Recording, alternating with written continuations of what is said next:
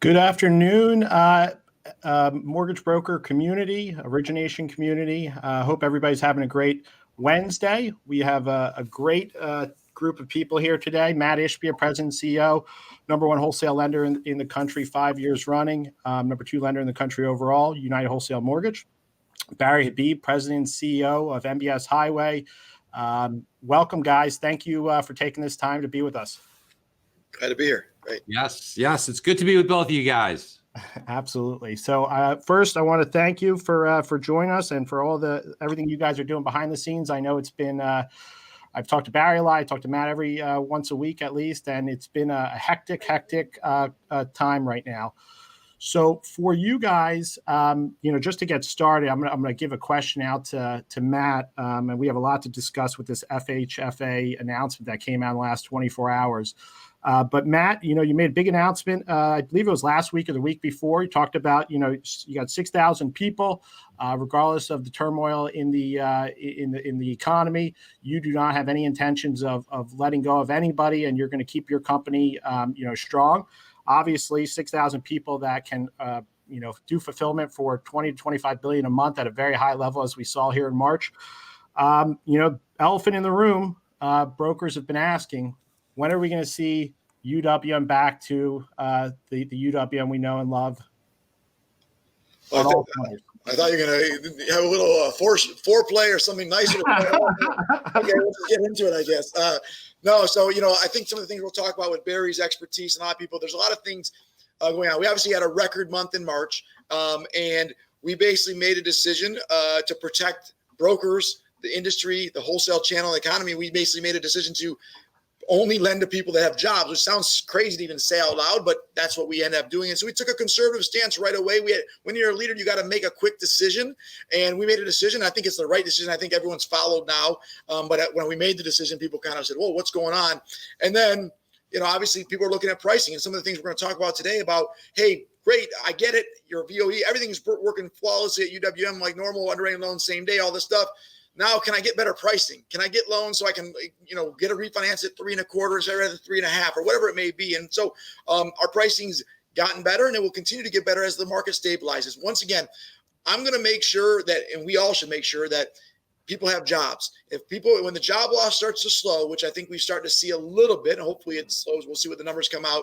But when the numbers continue to come out and they start to slow a little bit, the market stabilizes, and then the rates that everyone should be seeing, they will see.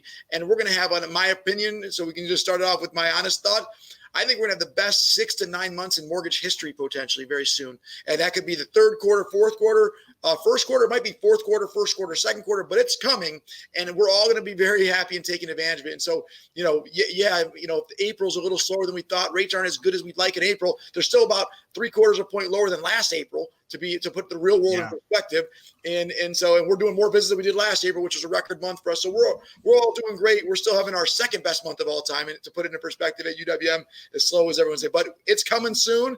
Get excited. I'm ready for it too. I promise you, I don't like making so we can't be doubling every month and growing. But right now we're making sure we're doing right by the economy, America, brokers, and everyone here. And 5,800 people here at my company, not one person's getting laid off. That's who we are. We're family here at UWM. Well, I had to lead with it because it's I probably have been asked that question a couple thousand times in the last 2 weeks. So we got the elephant out of the room. Barry, big announcement here. FHFA in the last 24 hours rolled out their plan, or they've answered the demand of the market. Tell us a little bit about what exactly they rolled out and how is it going to impact independent mortgage bankers and servicers? So, wow, it's going to impact quite a bit. So, let's take it apart by, first of all, what they did yesterday morning is they came up short, but at least it was a step in the right direction to say that if you're a servicer, we'll cap the amount of advances on agency loans. Now, remember that HUD on Ginnie loans, they've kind of figured it out. They said, listen, if we're going to have this forbearance thing, we know we have to guarantee it anyway. We know that a servicer has to advance the payments, but we also know that it's going to put an awful hardship on them. So let's create this partial payment pass-through facility so that you can borrow against it, make the payments, and the system would run smoothly. In other words, they're not putting an undue burden on the servicer. We've talked about this in the past, guys. The servicer kind of acts like to take an analogy like a superintendent in an apartment building. They don't own the building, but let's say they're responsible to collect the rents and forward them on to the owner. Well, a servicer collects the payments from the borrower and forwards it on to the bondholder. And the government said, okay, we're going to stop payments coming in from a certain number of those borrowers, or to use the analogy of tenants. But now it's up to the servicer to continue to make the payments, or in this case, the superintendent. I mean, it doesn't make any sense. So the FHA transactions through Ginnie and HUD, they have figured it out and said, we'll have a facility to allow you to bridge the gap. Mark Calabria and the FHFA, which handles the government-sponsored entities or the Fannie and Freddie type loans, a big portion of it, has to this point been turning a cold shoulder to it. Now, yesterday, they flinched. A lot of pressure by the Fed, by Mnuchin, by all of us. You know, we've all been kind of putting the heat on and turning it up. So what did he do yesterday? He said, okay, well, we'll cap it at 4 months of advances. Still an awful lot of money. Yeah. Fed wants to come in and create a facility that you could borrow against. It'll be expensive, but it didn't solve the problem of first payment default. When you go into forbearance on a first payment, you can't sell that loan. And that creates a lot of pressure and a lot of problem. So today they offered this, you can call it what you want, but they said, here's what we'll do. We'll buy a first payment default. Sounds good. Maybe that solves the problem. But they said, we're going to charge you 700 basis points. And we'll only do it on a purchase or essentially a rate and term refi. So it's kind of like a scratch and dent type of facility. Is that probably more expensive than what a typical scratch and dent facility would be, but it's awfully painful. Just put it in perspective, right? So let's just say now Matt is much more well versed on what a typical profit margin might be ultimately for a lender in this particular case. But let's just say you do a loan and you're going to make 50 basis points, just to pick a number, okay? Because you've got all your costs and everything, and you're netting 50 basis points profit on a transaction. If a loan went bad on a first payment default because of either they needed forbearance or they're gaming the system because the way they did it without proof of hardship, so you lose on a $300,000 loan that you'd make $1,500 on, you risk losing $21,000 to make $1,500. That isn't a sustainable business model, because that means you'd have to close 14 loans. They didn't go into forbearance just to break even if the 15th loan went into forbearance. That is a very, very difficult scenario to manage around. But here's what I think will happen. I think, and again, I'd love to hear Matt's thoughts. I think that lenders are going to say, well, you know what? We got to advance the payments on a good percentage of them anyway. If we close the loan, but don't yet sell it and wait till that first payment comes in, they're not eligible for forbearance because it's not yet a government loan. So there's no forbearance eligibility until it's sold. So you wait, you collect the first payment. If you got it, great, you sell it. If you don't get that first payment, then guess what you do? You destroy their credit and you start foreclosure proceedings almost immediately. That's what I think was going to happen. So Matt, on hearing that, and obviously I know you've had time to review this offering from FHFA. What's your interpretation? And I mean, there is a carve out. I mean, I only had a time to read it one time over, but it looked like cash out refis were excluded from being eligible. Yep. Yeah, no. So Barry knows this stuff better than anyone. So I loved hearing his perspective on it. And I guess I'd say it. For the most part, most things that Gary said, I agree with completely. The only thing I'll say from all of us that are watching this show, like, how does it impact all of you guys? I look at it as a very, very big positive for everybody on this show, because what happened was 24 or 48 hours ago, people were not sure about what are you going to do, like the servicing values, which is a big part of the component of what you see a price on a rate sheet. Everyone said, I don't want servicing, because if I buy servicing, I might have to make 12 payments for borrowers that are never going to pay, and there's no really financial hardship proof that they actually have to do it. So that was a scary proposition for people. So now they came and said, hey, I got a stop loss cap 4 months. For UWM, we were fine either way. This helps everybody else out too. And so I'm happy for the industry, positive on the servicing buyers, potentially people you could sell servicing. The second one was on the forbearance. So Barry was just describing, yeah, that's still a tough situation. It's better than it was 2 days ago. 2 days ago it was nothing. You couldn't sell it. So they've made incremental positive steps, positive direction for putting stability in the market. Stability leads to certainty. Certainty leads to great pricing, great service, the things that you've always known or we knew back just 45 days ago. And so I look at them as both positives. Barry's completely correct. Could they have done more? Absolutely. Could they have made a bigger impact? Absolutely. Are we going the right direction?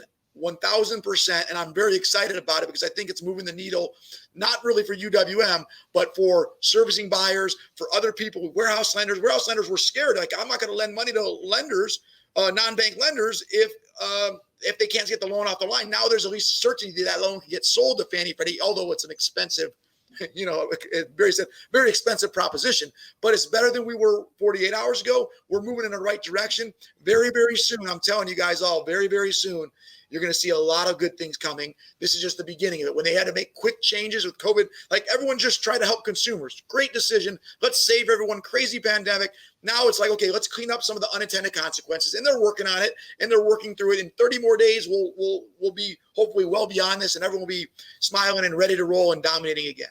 So I couldn't agree with you more, Matt, on everything that you said. I think you nailed it 100% right. When we look at how to put a stake in the ground and manage around it. So I offered one potential thought process. Another is if you think about it and you just try and do the economics of it. So if you were to just, again, put a stake in the ground and pick a number and say, okay, 15 or 20% of these loans are going to have a first payment forbearance default. So I've got to fork over an extra 700 basis points on one out of every 5 or 6 loans. So now you could say, if I were, I don't know which one it's going to be, but maybe what some lenders might be thinking, I'm not trying to say, every lender, but how can I do the economics of it? You might say, well, that amounts to, instead of 700 basis points on that one loan, if I took that hit on every loan, including the ones that don't, now I'm talking somewhere in the neighborhood of, I don't know, maybe about 115 to 140 basis points per loan. That amounts to maybe a quarter or 3/8 worse in pricing. And that could be a premium that gets built in. I'm just saying it is one option that you could say, how can I ensure that I can continue to sell these and price in that 700 basis point hit that I might get on 1 out of 5 loans? You raise it by, 115 basis points on all your loans, which means that to the consumer, they're looking at about a 0.25% or so in interest rate. Not saying this applies to everybody, but it's a possible and viable solution. And all I'm saying here, team, is, to go by what Matt also said, and Anthony, you've been saying this too, is the future is very bright. So we're walking through a field that's got a lot of landmines right now. So that's why you have to be careful. You don't go parading and running blindly like through these times. Okay, you're going to step carefully, and you're going to take extra precaution. And all we got to do is get through this. See, here's the thing that everybody needs to understand. So right along lines with what Matt was saying is that this whole situation, go back 2 months ago when we all thought Corona was still a beer, right? We were in a great housing market. We were in a great interest rate market. We're going to see low rates on the other side of this because the debt overhang pushes rates lower. It's going to be great. Real estate's going to come back really strong. There's more demand than there is supply. It's going to be great. But this all depends on how this virus behaves. When we come up with a vaccine, how we can inoculate people and immunize the population to a rate that kind of puts this virus on the back burner and we can return to a normal life. At that point, and even before that, you'll start to see job growth, but jobs will really come back when that happens. I don't think we get back to 3.5%. But then when you've got an economy that's going, people are working, they're making their mortgage payments, all this stuff that we're talking about, it goes away. And then you go back to a great place. So what we all have to think about and get to is we all have to think like a CEO. You see, the way you think, Anthony, the way you think, Matt, you just have that mentality where you look past this and you look at where we're going to. This is just an obstacle course we got to get through to get to the good stuff. And that's the way everybody who's listening to this call has to think. You have to think that this is a time that, okay, we make some sacrifices, we put up with a little heartburn, but where we're going is so good that we just have to put up with the stuff that's a little less desirable for us right now so that we can get to a place that's great. So Barry, those are great points, and that's what we've been preaching. Go ahead, Matt. Yeah, let me just add one thing. Barry hit it 100% right. We're on the same page. I agree with that completely. And the only thing I'll say to everyone on this, which makes it even better than what Barry just said, is, and we all happen to be in the mortgage business, right? Because everyone else have the same thing. Restaurant owners, restaurant bar owners, people that are self-employed, everyone outside of our little bubble is like, I hope that when this corona ends, like, what's the new world look like? I know what the new world looks like in mortgage. It's going to be low rates, great opportunity for purchase. Like, we're going to all win. And so that's why, we talk about risk, and like we did $20 billion in March. And so I'm understanding the risk. And I think my next closest people are, add the next three guys together. And I don't think they did $20 billion. Right. And so I took on risk. We take on risk. You take on risk every day. It's not about April. It's not about May. It's about realizing that the third or fourth quarter will be one of the best of all time, potentially. Maybe it's the first quarter. It's coming. And so Barry just put the sunshine on there, and I agree with it completely. And it's even more sunshine for everyone watching this call. That's honestly, I think it's really just adjusting to more of a long-term perspective, and understanding that just because you don't close somebody today doesn't mean you're not going to still close that same person in 3 months. And the truth is, I think to a degree, we have to look at sort of a little bit of EPO protection at the loan officer level. It's just understanding that, rates are, because of the uncertainty, rates are not exactly where they probably should be. And Barry's covered this in great detail. But one of the things I want to ask you guys, and I'm going to direct this at Matt, with this change from FHFA, how does this impact pricing models?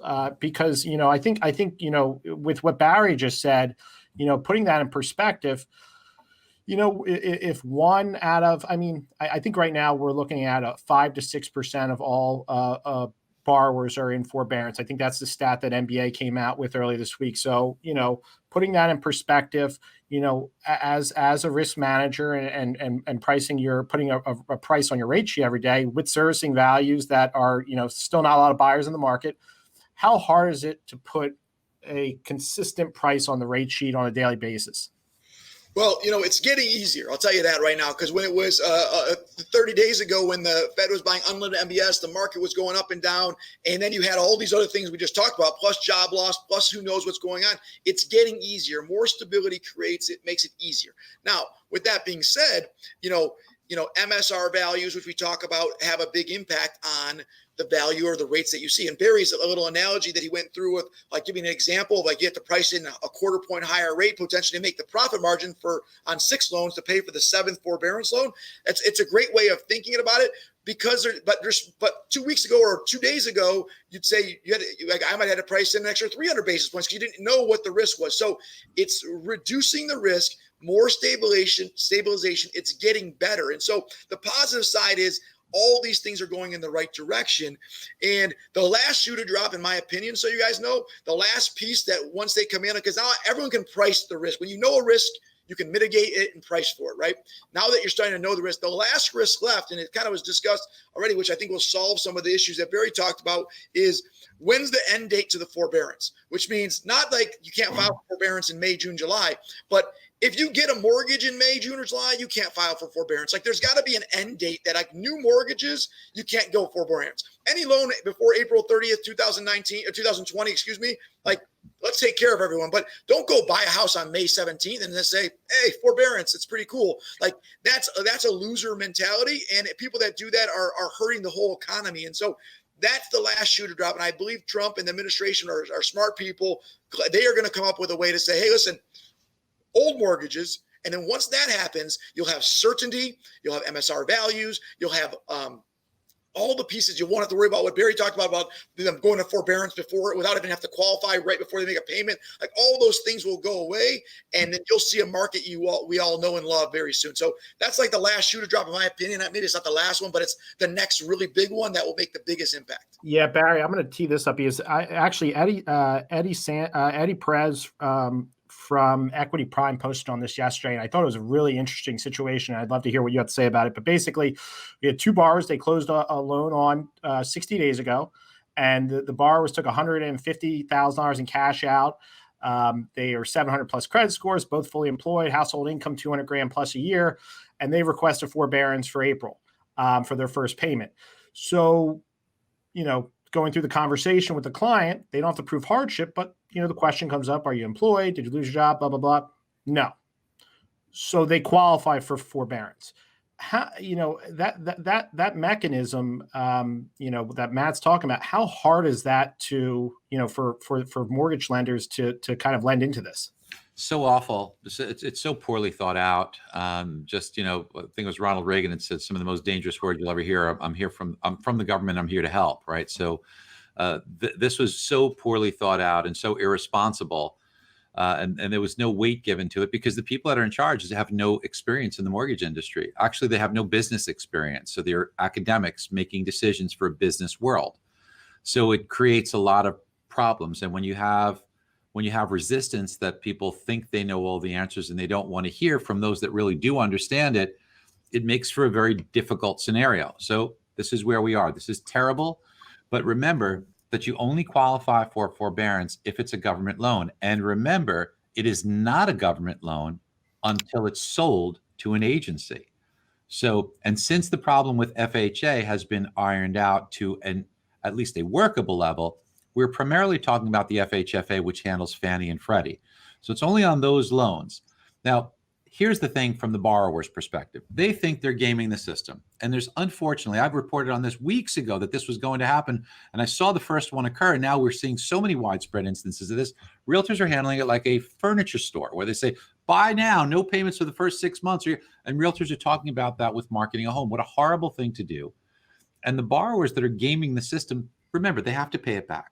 So the money's going to sit in their checking account and earn what, $10 or $20? That's what their benefit is. But what I will tell you and what I've seen is devastation to their credit, because while it might not show a late payment, it will show this loan's in forbearance. And how many lenders are not going to want to touch that transaction, which will preclude that individual from a great opportunity in real estate, preclude them from the low rate environment we're about to enter into. So they're going to completely screw themselves and perhaps damage any other credit responsibility. Now, here's the other thing. If what I think is going to happen with many of these loans, where the FHFA has not given us a wonderful remedy for this, if you hold on to the loan and don't sell it, that loan is not eligible for forbearance. So if indeed they are late on the payment, it forces the lender to try and go into foreclosure, certainly damage their credit. And we all know how damaging mortgage rates are, right? We all know this. So the borrowers who game the system, Anthony, are going to do themselves harm. And when it comes time to, I'd like to discuss what I view as the timetable of all this, because that's really what this is all about, is this gets better, but what has to happen for it to get better? So I want to get one question from Matt off of that before we go on the timeline.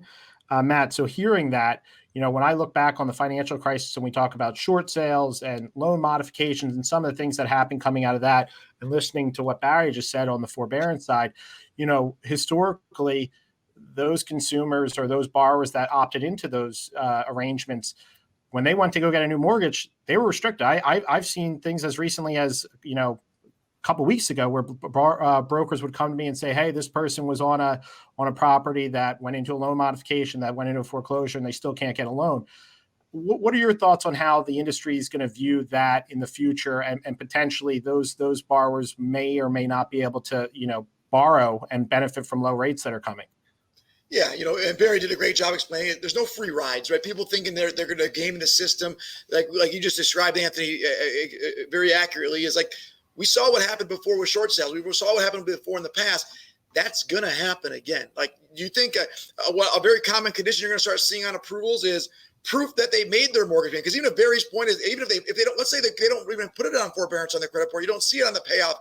If you can't see it, you're going to see it on a condition that says, prove me that they made their March, April, May, June payments, right? Why would any lender want to give someone money that hasn't made the last 4 payments, opted out of it? They're either A, they're in financial hardship and we didn't know about it, or B, they're gaming the system. Either way, it's probably not someone you want to be lending $300,000 to. And so Fannie Mae, Freddie Mac, like I said, this is all evolving. There's an immediate thing. Everyone jumped in.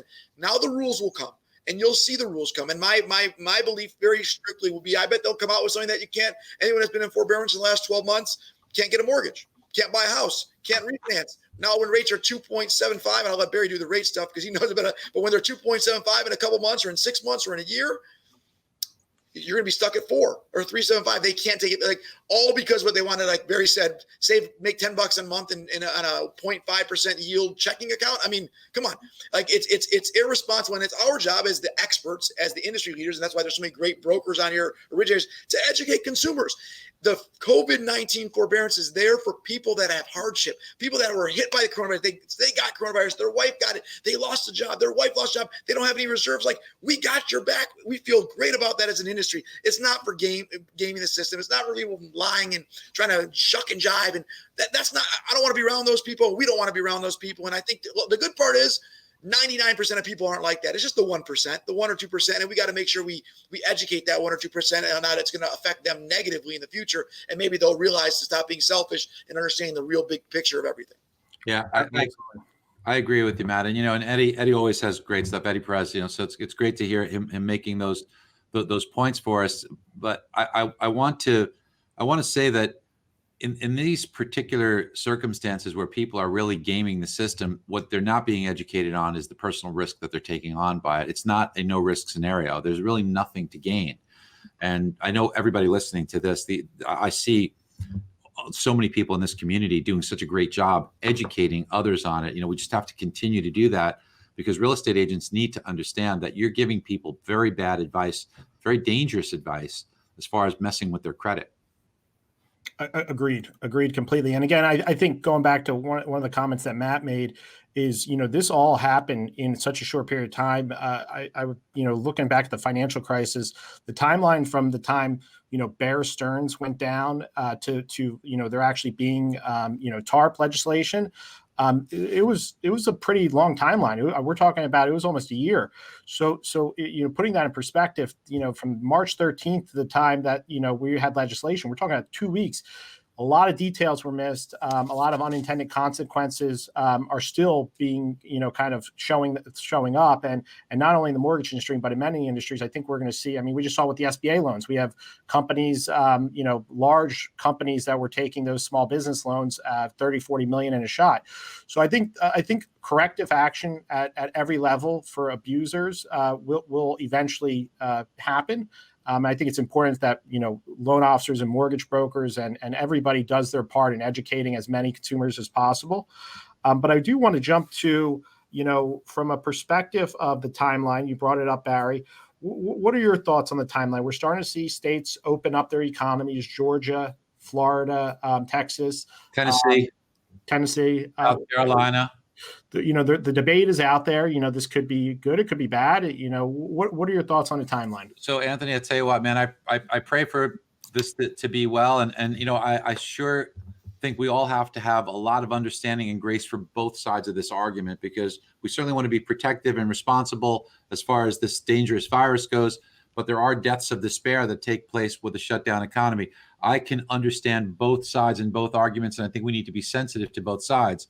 So as these states begin to open up, I am a little bit concerned because of what happened in Singapore. Singapore kind of led the way. They shut down. The cases went way down.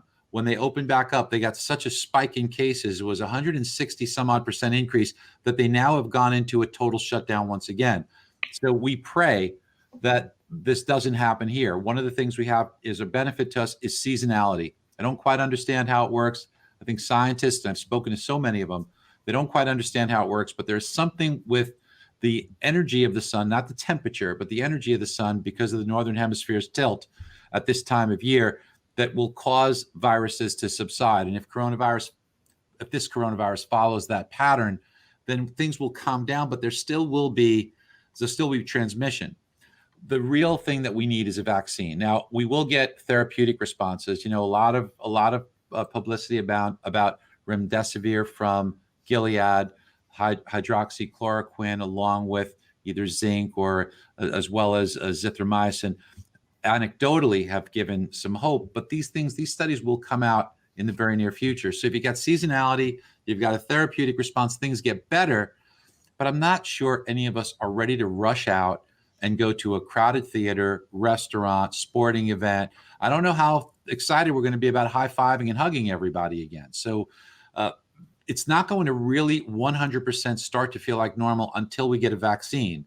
So what we're being told is that there is reason to be optimistic that there could be a vaccine before the end of the year. But now you have to have everybody receive this. So you have to ramp up production, and then we got to get in lines and start shooting people with this vaccine. And of course, some people are going to have an objection to it. You could wipe out the flu if everybody got the vaccine, right? But because only 110 million of the 330 million people take the flu vaccine, you still have flu.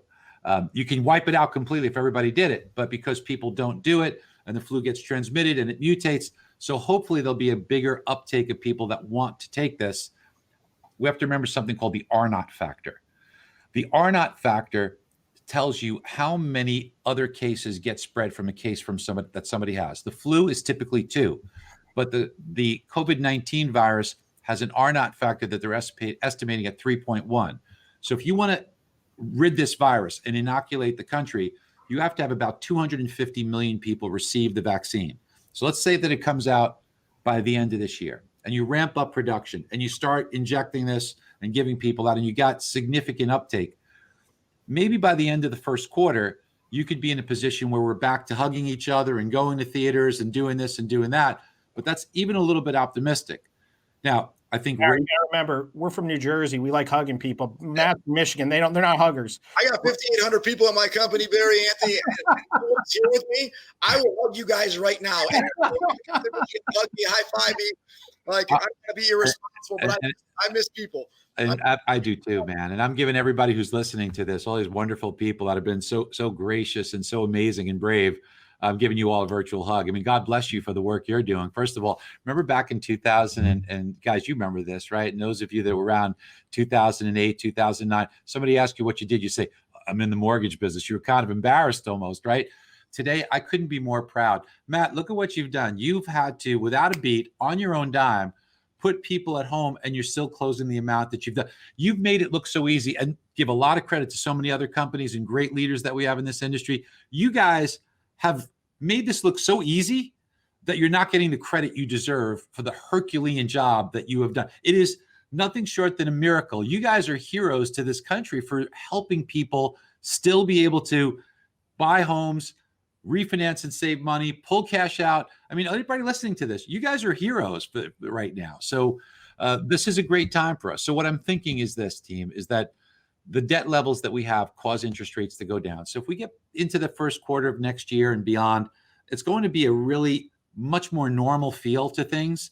And the housing market will be very vibrant because you could take every metrics, whether it's cost over replacement, cost as a function of rent, demographically, affordability, every single metrics tells us that there's simply more demand in household formations than supply. Home values are going to go up. Real estate's going to be hot. Rates are going to be low. We just got to kind of put it in perspective and say, okay, even if it's 9 months, even if it's a year goes fast. It doesn't go fast when you're in it, but you look back and you can't believe how fast it went when you look back. Has it been a year? We're going to get that feeling, and we've got so much to look forward to, like you guys were saying. So Matt, on that side of things, I know you made a comment early in this process where you talked a little bit about the second half, potentially, second half of this year, potentially the fourth quarter and the first quarter and the second quarter of 2021 being the best 9-month period of time that we've seen in the industry because rates are going to be so low. What are your thoughts on the, let's fast forward second half of this year, post health crisis? Obviously not all the jobs are going to come back immediately. A percentage of those jobs are not going to come back. But what does it look like from a loan originator's perspective? Yeah, no, I think it's great. A great question. And it's great, that no one has a crystal ball. Barry is about as good as anyone in the country that can think about these things and understand all the pieces of it. And so I'm bet on him and what he says on this stuff. But I do believe that whether it's third quarter, maybe it's fourth quarter, first quarter, second quarter, that it will be one of the best mortgage runs we may have ever. And so I'm excited about it. And as Barry just said, Barry is one of the leaders in this industry. Anthony, you obviously are a leader, and we should all be proud of what we're doing as brokers because we're doing the right thing for consumers. We're doing right. And the economy would not be able to get out of this as quickly without all of us on this call. So I'm proud to be part of the team with everybody here and I'm honored to be part of it. And I think that we are going to come out of this thing stronger than ever. As a team, as a family. And, it's like you said, sometimes you want to sit there and say, well, today it's April 22nd. Like, what's going on, right? And I'm the same way. Listen, I wake up every morning. Anthony knows I talk to him, once a week or whatever we do. It's like, He knows that I'm like chomping at the bit, just like all of you guys. I want to do every borrower that I've ever seen in my life and help them right now. But I know I'll be able to help them more in 30 days or 90 days or 150 days. And when that happens, like right now, it's like the summer workouts for basketball. Like we're getting ready to win a championship. I hope everyone else is getting ready. And you can't play any games in the summer. You don't win championships in the summer in college basketball.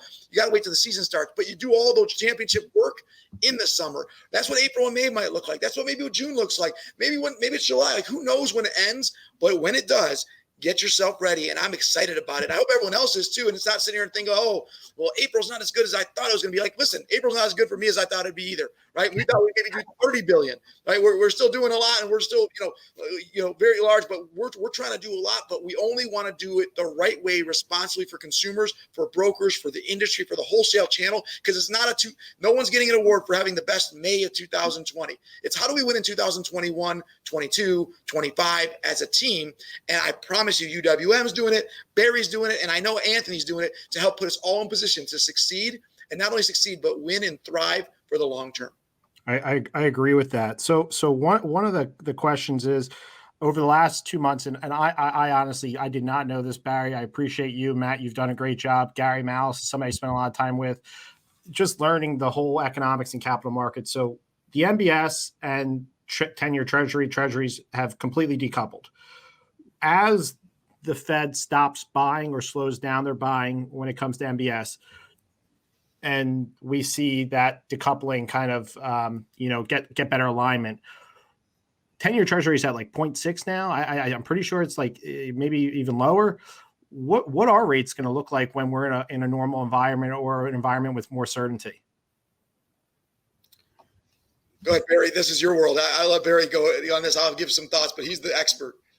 So there's really a couple of decouplings, right? There's the decoupling from the MBS and the 10-year treasury, and then there's the decoupling from the MBS price to what you might see offered to a customer, right? And that's going to incorporate a few different things. There's some premiums. There's potential of a capacity premium. There's a potential of a servicing premium that's involved. There's different overlays that are now being placed that out of necessity.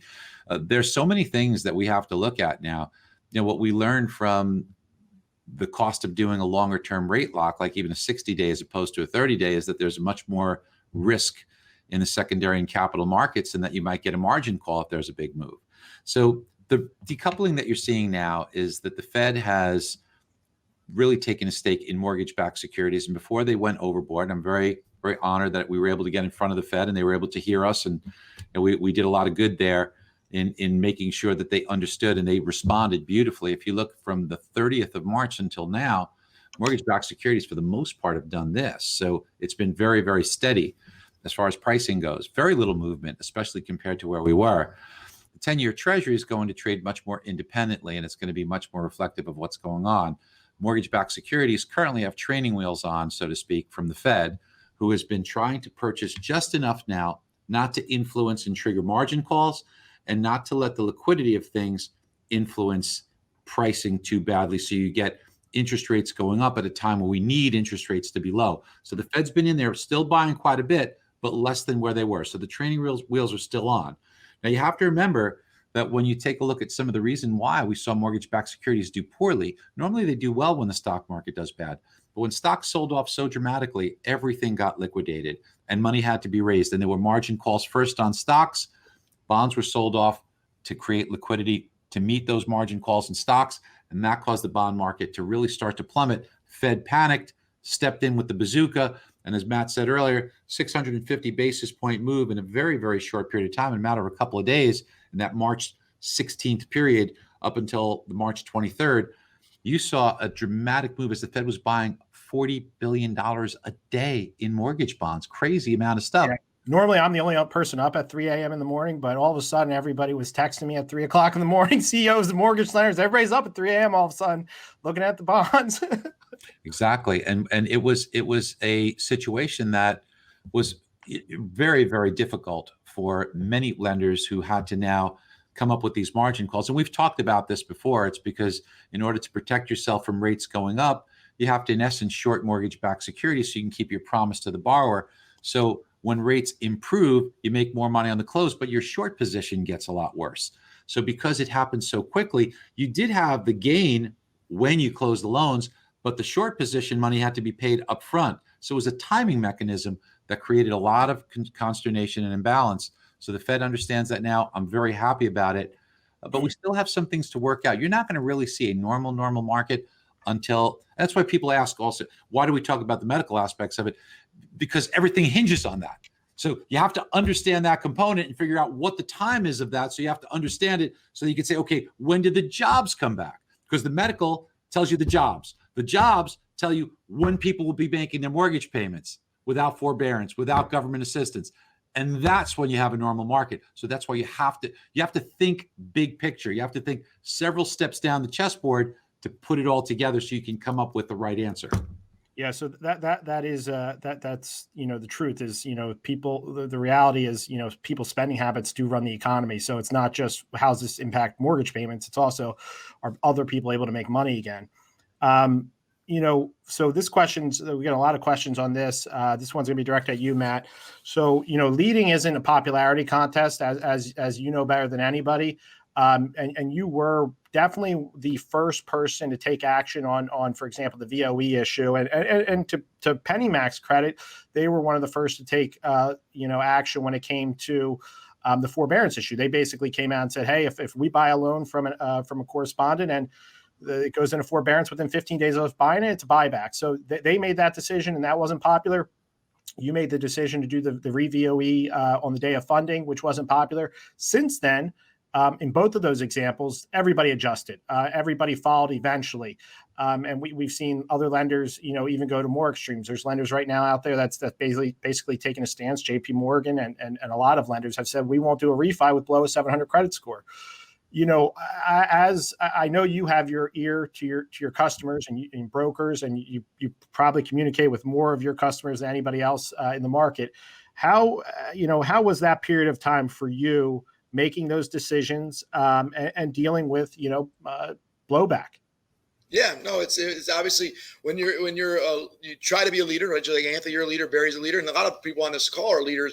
When you're a leader of teams or people, you make decisions and you do what you think is best. You are leading, and it's easy to follow. I can follow anyone, but when you have to make a decision, especially when it's not popular, sometimes you got to tell people what they need to hear, not what they want to hear. And at our size and at our overall, I think, value to the broker channel, I think what has to happen is we had to make a decision that says, how do we protect all of us?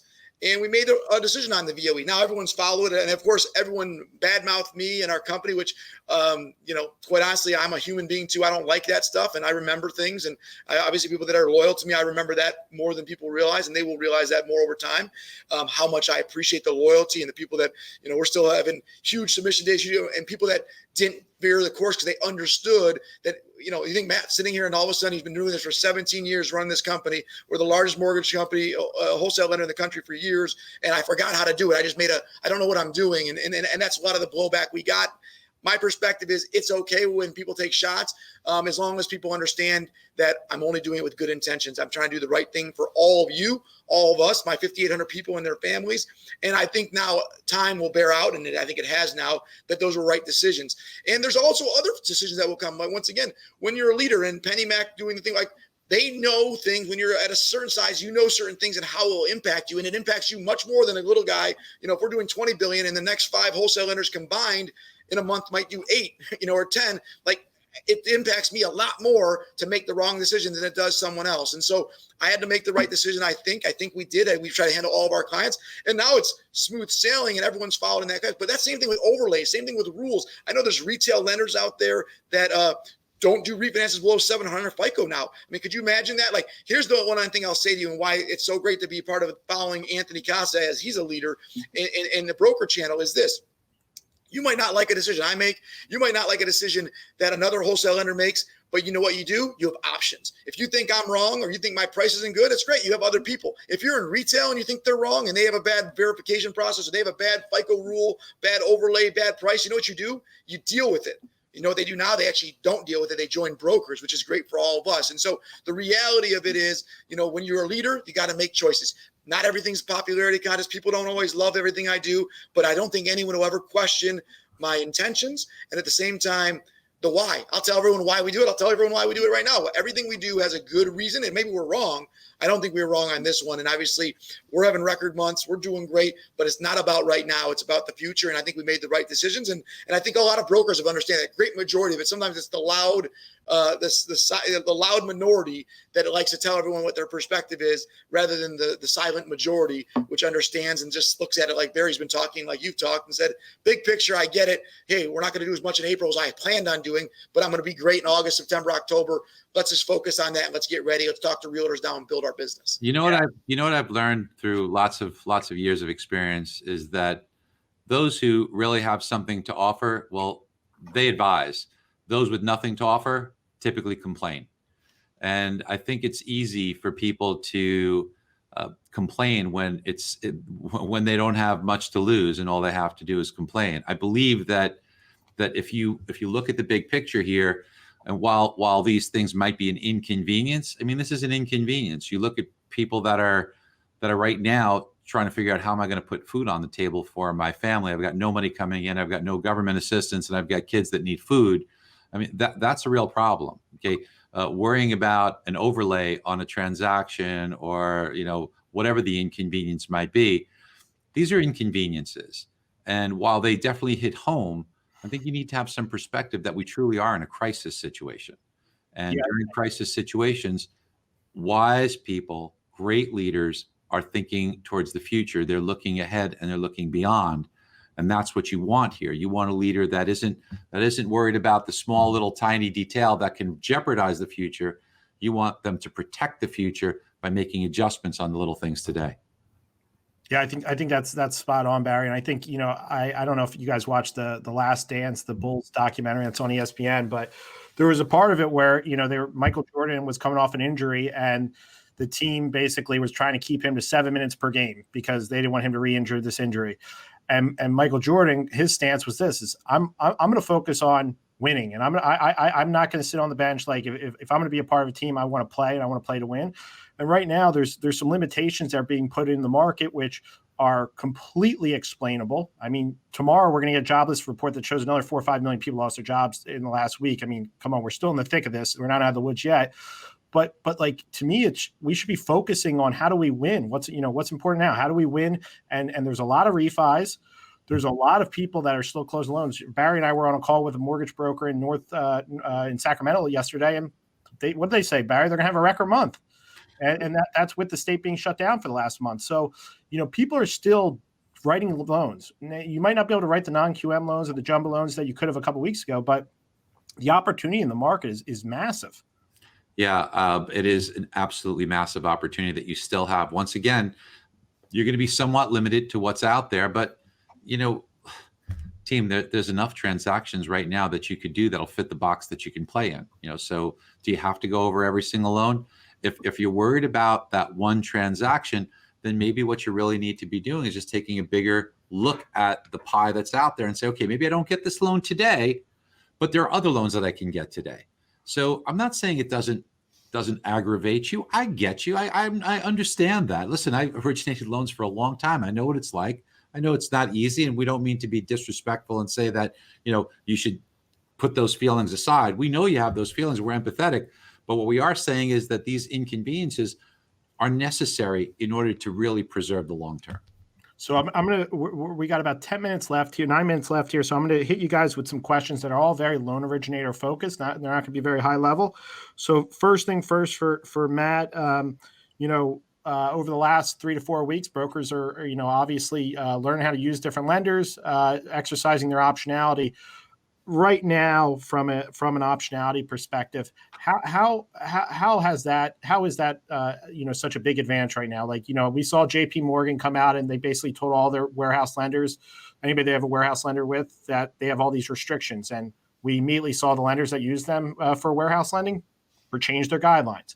So right now, how important is optionality? Yeah, it's so great. That's what it's so great about being a broker, and so great at what you've created, Anthony, and having options with lenders like ourselves and other great lenders, having knowledge sources and resources like Barry to help guide you through it. That's what it's all about. And having options is key. And so, I think it's a great opportunity. I think it's great to also know who your main people are and stick with them. And at the same time, if something doesn't fit and there's a loan that you need to get done, like, go ahead, do what you got to do. But I think the reality is thinking long term and realizing, like, we got to pay our bills right now. You got to pay your bills. So I'm not saying don't write loans. I'm saying make sure you do the loans that you can do and take advantage of right now, but also realize that if there's other lenders that can offer things, but don't get down because of non-QM or jumbo. The nice part for everything, and I'll let Barry, if he has any thoughts on this, is just that this is all temporary. This is a temporary thing. 2008 took a long time to happen, and we were all part of that process as in the mortgage world. And it took a long time to get out of it, and nobody saw the end. I see an end in sight. I see an end to the overlay. I was just talking to my COO today about, hey, when are we going to change this overlay? Like, I'm thinking June 1, we're going to release that one. And like, we're once the job, like, we're looking at this stuff. This is temporary, big trough. It's coming out strong, and we're going to all be part of it. And so I think that's just but having options is so critical. And if you're not in wholesale, if you're not a broker, you're feeling it 100 times worse than anybody in the wholesale channel. So Barry, on that, one of the points that you made yesterday on the call that we were on is you talked about being a debt expert and looking beyond just, right now rates are low, but at the same time, you made a point during the call. You said, it doesn't matter if the rate was 4% or 4.25%. There's, right now the ability to consolidate debt to, while the home value that you're going to get in an appraisal reflects the last 12 months of home sales, which is probably the highest it's been in quite some time, taking advantage. So let's talk a little bit about that, being a debt expert. So I love statistics, right? And when you take a look at the households in the United States and you say, okay, so let's use round numbers and say 125 million households, 64% are owner occupied. And of those owner occupied, 64% are owned, the rest are rented. Of those that are owned, 40% have no mortgage. That means they've got a ton of equity. Of the ones that have a mortgage, roughly 50 million households, the average LTV today is 53. There's an average of $177,000 in equity in those homes. You could take those to a 75 LTV, pull cash out, pay off all their debts, because they all have debts, and make a meaningful difference in their lives. I mean, think about right now, the government might give you $1,200 once, but if you paid off all their debts, you could probably save them $2,000 a month every month. You could probably take some cash out so they don't have to sell their stocks at a discount. You could give them peace of mind and put that money aside for them. And then when this cools down, when this kind of gets to the point where they've got their job back, things appear to be back to normal, they feel safe, that extra $2,000 a month that they were saving, now they just go back to making the same payment they were making if they took that $2,000 a month and accelerated the payments on their current mortgage. Now you saved them 12 years, 14 years on their mortgage. Imagine saving 150 payments, 150 times a $3,000 payment. That's like the best retirement plan in the world you can come up with right there. And you've done nothing to change the payment that they have now. And by the way, by doing that, you don't have to wait till the loan's paid off. In 5 years, you might give them an extra $75,000. In 10 years, they'd have an extra $150,000 in equity. And then they have this home that's free and clear, all this equity that they could use for their retirement. What you're doing is you're changing people's lives. And if you just think about it more big picture, it's nice to do a refinance and save somebody $200 a month. That's great. But why don't you take some debt out, take some cash out, pay off their debt, and change their life instead of changing their payment? I think you could do that. Now, we do have a great tool that helps with that. And that's not what this is for, to tell you about it. But whatever tool you use, it is such a benefit if you do debt consolidation today. So on that note, Matt, when I think of opportunities right now for originators in their businesses, whether they're building their team, whether they have a branch or they have a brokerage, I think of some of the things you've done over the past 2015 when TRID rolled out. That was a moment in time. I remember as a broker, I worked with Freedom, I worked with Provident, I worked with a bunch of lenders, and with overnight, I think it was like mid-October, something like that. Like overnight, basically, we couldn't close a loan within 3 months. Like it took that long because nobody was prepared for TRID. You guys invested in technology, and you were ready for it, and you scaled accordingly, and that's how you became that's probably when you became the number one lender in the country or in wholesale. now, is this the time for brokers to invest, knowing rates we have a great 9-month run potentially coming at the end of this year or next year? What would you be doing as a broker?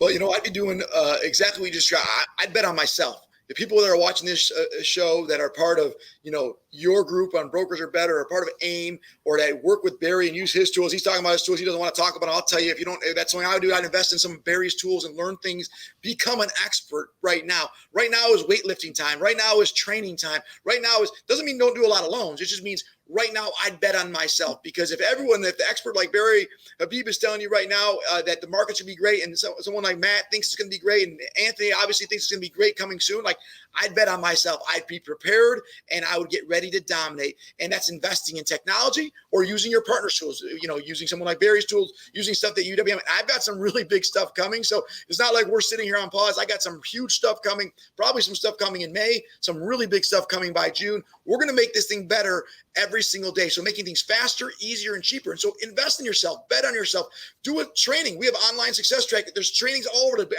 Get involved with Barry's technology.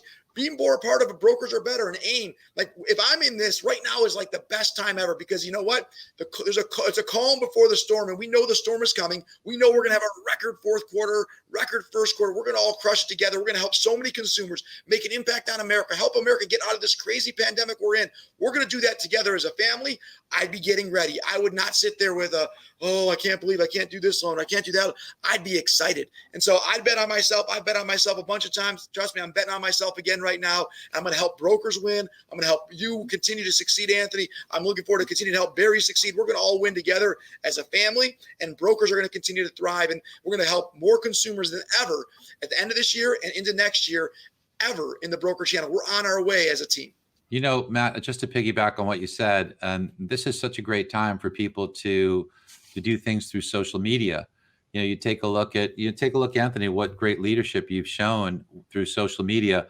All of you are in such a great position right now, because you can go on social media right now and help people understand what's happening, because the landscape's changing so quickly. Everybody wants to know how this impacts them. They don't understand what forbearance, they can't even spell forbearance, right? But they're hearing about this, and they could damage their credit.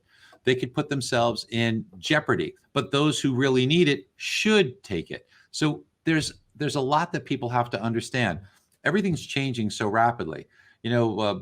Take somebody like Megan Anderson, who's always out there doing this type of social media, just getting in front of people. That following transcends, and it stays with you. Those people are going to continue to follow you even through this period and beyond. So you're taking the time right now, which is so admirable, to educate yourself and to get as much information as you can.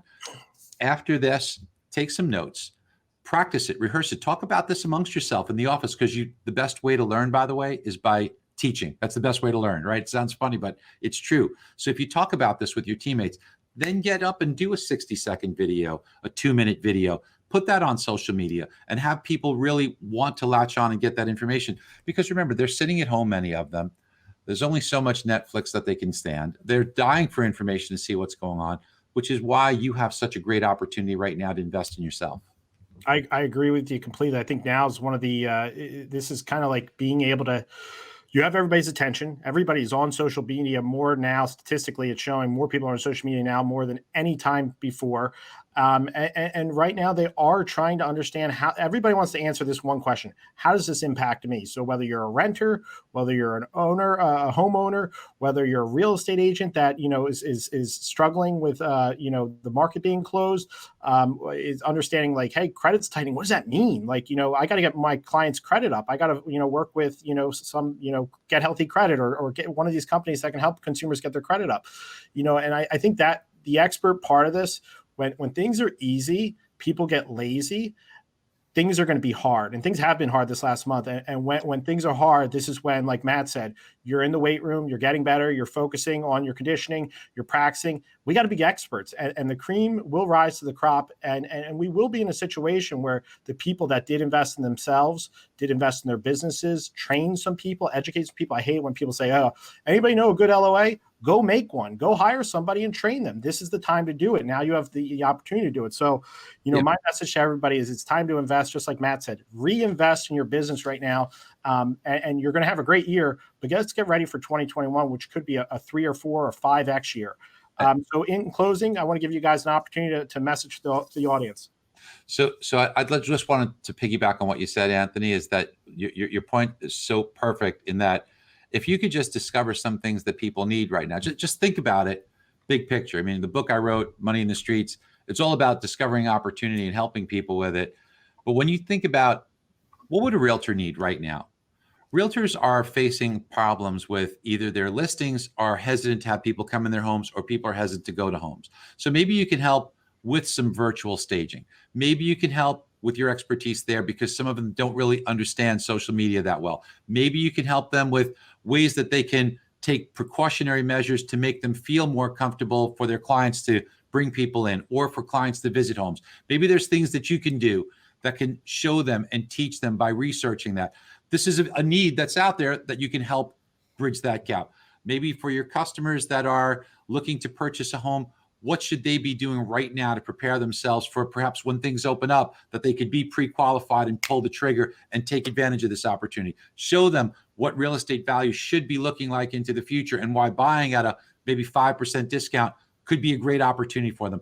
These are the types of things I'd be looking for opportunities, because whenever there's chaotic times, you can find opportunities. And if you're the person that's identifying them and teaching them, boy, that puts you in a very enviable position. Matt, in closing? Yeah, just to quickly close off, I'd say 2 things. One, and Barry kind of hit on one of them already, which is purchase opportunity, realtor relationship opportunity. You can do so much and add value right now. No one's doing purchases right now. No one's calling the realtors right now.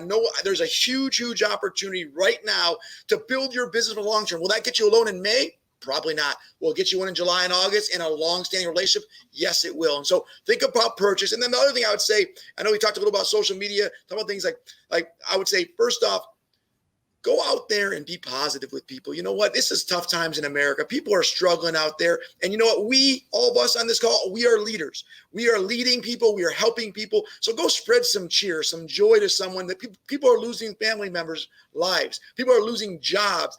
And we're doing a lot of business and we're making money. We're having we're in great position. So spread positivity, you know what? Because there's so many, if you watch the news all day, I can't, you can't come out of that positive most likely, right?